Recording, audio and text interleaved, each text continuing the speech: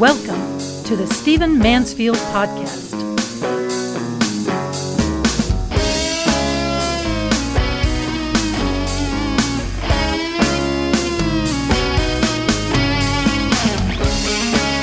Well, welcome to the Stephen Mansfield Podcast. Great to have you with me. Let me dive right in.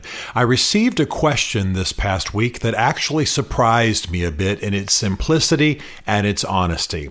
It asked me simply, what do you think of Joseph Biden? Now, I rarely get asked questions like that. Usually somebody's attacking a candidate, and rarely are people just asking kind of openly to me, what do you think of this man? And so I appreciate that question because it seems to not have any agenda, and I'm happy to respond. I also, by the way, appreciate being trusted that I think the assumption of this simple question is that I'm not just going to come back with angry rhetoric from the left or the right, that I'm actually going to answer the question honestly. And so I'm going to do that. There is a lot to like personally about Mr. Biden. He is known as a guy's guy. He loves to knock back a drink. He loves to tell a story. He's suffered a lot in his life. As we all know, he lost a wife and child in a car accident years ago. He's lost a son since then to cancer. He is a loving father, apparently, a loving grandfather. He used to go back and forth to New Jersey by train from his duties in Washington, D.C. That's rare. He could have taken, cars and limos and been driven, but he insisted on being on the train and was known for talking to the other passengers. So he has a bit of the common touch. He has a bit of the guy on the street kind of feel. And that has won him a great deal. His language is crass. He's earthy. Many times during the Obama administration, he was heard, to be firing off the F-bomb when whispering in Mr. Obama's ear when the microphones were on and so on. So there's a lot of that kind of thing to like about him, and that's why he's done well in politics. And that's all that kind of backroom, cigar smoke filled room kind of backroom politics he's good at. He's good at growing the vote. He's good at putting his arm around a guy, cajoling him. He's good at winning crowds of people, especially in a smaller state. And since the role of the vice president is largely symbolic, largely about personal relationships and coalition building, he did a good job as Obama's vice president. Now, as a man of character, as a man of principle, I think there's a different perspective. One of the things I want to point out is that throughout Joe Biden's political life, he had always supported a thing called the Hyde Amendment. And the Hyde Amendment did not allow federal money to be used in any cause that would support abortion. So the Hyde Amendment forbade this use of federal funds to fund abortion. It was a recognition that a huge portion of Americans, maybe even a slight majority, have moral qualms about abortion.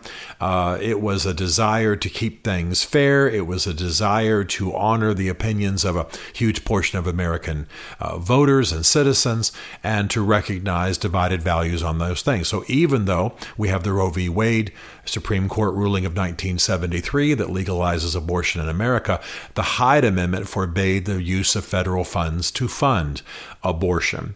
So this is something that Joe Biden has defended through the years, something that Joe Biden has spoken to from the foundation of his faith. And yet, when he declared his candidacy for president recently, within days, he reversed himself on the Hyde Amendment. Now, I certainly understand that politicians change their views. That's fine. There are some matters on which you're going to shift, you're going to change, new circumstances come up, a different attitude towards Iran or China or what have you. But this is a bedrock moral issue. And Joe Biden recognized that because he defended that Hyde Amendment with his faith for many years. And yet when he ran for office, I'm telling you, it was literally a matter of hours, 2-3 days, he reversed himself on the Hyde Amendment. Now, it may have been pre-planned, but nevertheless, he steps into the race, and the first thing he does is reverse himself on something he has defended with his faith. Now, if this had been some minor matter of policy or politics or budgets or foreign policy, I could understand. Politicians, like all of us, have to change our views, modify our views, figure out new trajectories all the time. But Mr. Biden reversed himself on something that was an article of faith for him. And when politicians begin to reverse themselves on long-standing articles of faith, my question is, what are they committed to? I certainly understand that politicians spend a lot of time standing around with their finger in the air, trying to figure out which way the wind is blowing. But the politicians I respect the most are those who come from bedrock moral principles, who run on those moral principles, who get elected on those moral principles, and then stand fast to those moral principles once they are in office. Clearly, Joe Biden is not necessarily this kind of person. He is a politician's politician, and he has changed on a variety of views constantly throughout his life. I'll tell you a second thing that marks me, and that is my field of interest, my primary field of interest, rather than some moral issues about domestic policy, is foreign policy.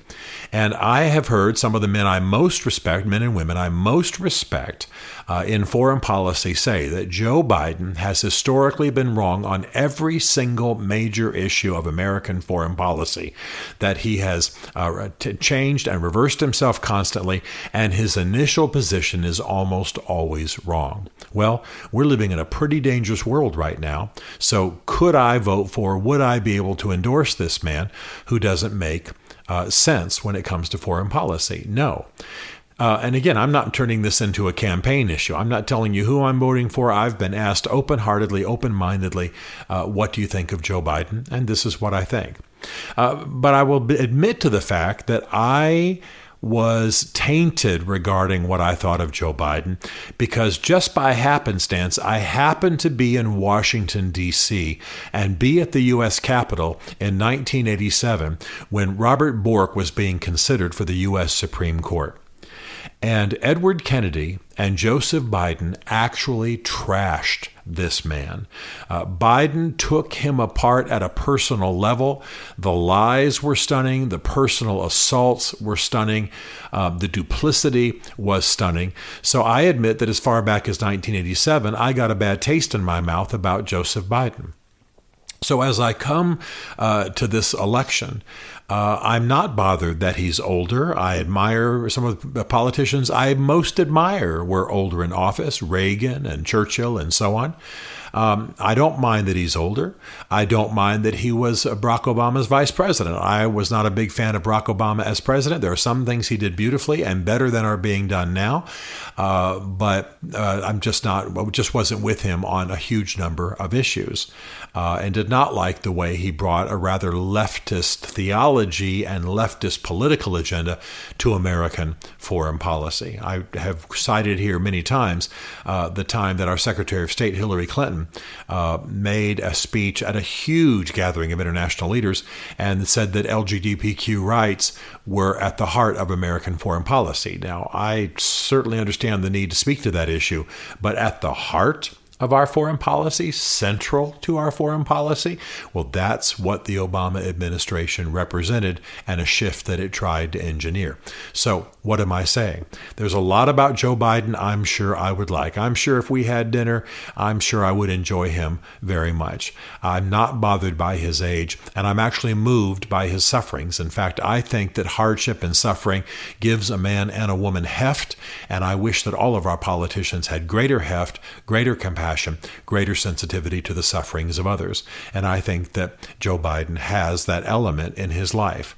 But I am concerned about Joe Biden that he is not a man of fixed principle. I'm concerned about him, that he is a people's people, that he's a man on the street kind of politician, but that he's so much so that he doesn't hold to fixed values. And even if he holds to fixed values that are contrary to mine, I would at least respect him for having fixed values. I can't find any fixed values. I can't find anything he holds to firmly. I can't find anything he is devoted to other than, of course, his own political career. And I don't mean that as a slap. I'm looking for the core values he is committed to. Now, he's a smart man, and he's going to make some smart moves. I've been trying to get conservative politicians for years to think in terms of female vice presidents, to think in terms of African Americans and people of other ethnicities. We have run white bread. The people on the right have run white bread tickets for years. Why? We've got people of color. We've got people of gift. We've got people who are mixed of other genders, etc. Why are we doing this? Why do we keep acting as though it's only white males who can run the country? That's not true. And it's one of the best moves that the right could make, particularly given its demographic problems. So Joe Biden is smart. He's going to do some smart things. Apparently, he's going to appoint a woman vice presidential candidate. And my guess is he'll appoint a non-white female presidential or vice presidential candidate. Smart move. He's a good man in that sense. He's a good politician, and he's a compassionate man in that sense. He has a good street sense.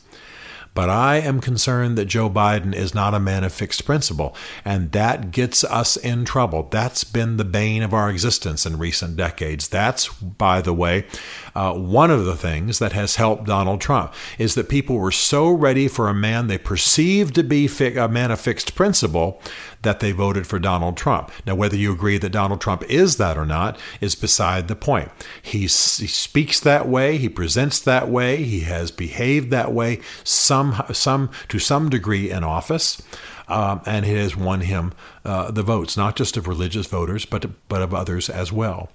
And yes, I know that you can go online and look at videos from just a decade ago where he held exactly the opposite views that he holds now. But still, in his campaign, in his office, in his conduct of the presidency, he has at least appeared as a man of fixed principle. And you know, if you listen to this podcast, that I am not enamored of Donald Trump. If I had another conservative to vote for, I would in this election, but the choice is now coming down between Biden and Trump.